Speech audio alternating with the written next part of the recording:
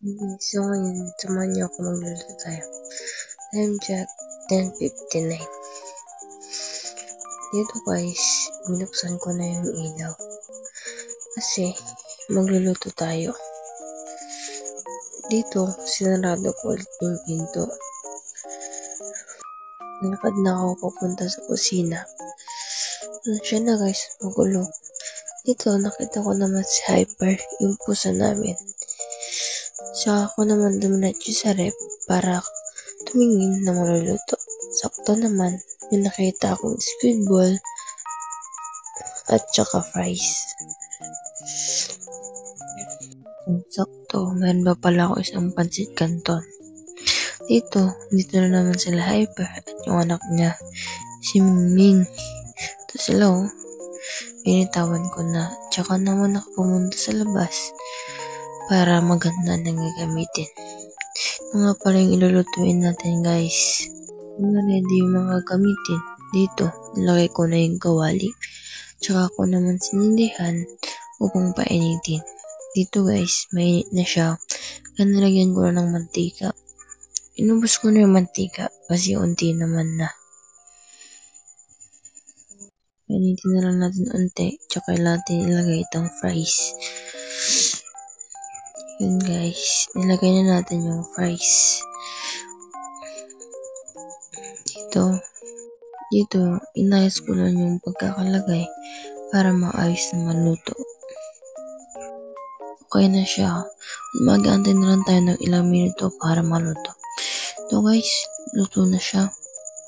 Kaya, kunin natin siya para mawala na yung mga mantika na kumapit sa kanya.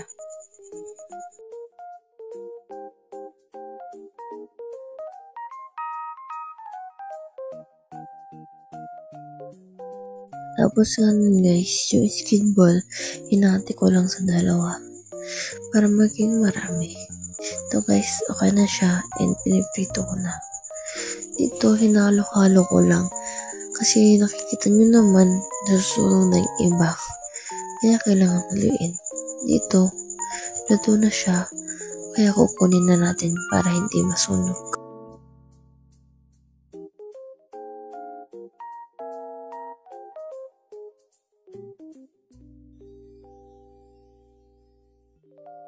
Tapos naman makuha, tinabi ko na dito siya sa fries at kumuha naman ako ng tubig para sa iluluto nating pancit canton.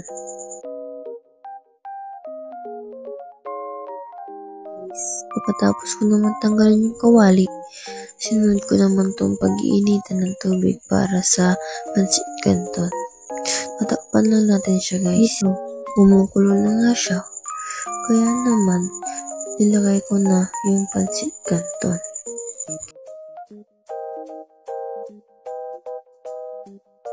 Tapos ko malagay, tinakpan ko ulit siya para mabilis maluto. At ayun na nga, luto na siya. Kaya kailangan na natin siyang para mawala na yung tubig. Ito guys, na-drain ko na siya guys. At titimplahan na lang para makain.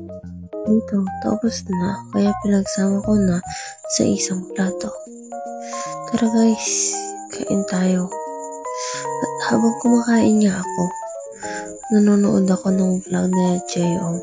Bago nilang vlog ngayon. So guys, thank you pa sa nanonood. Like and subscribe.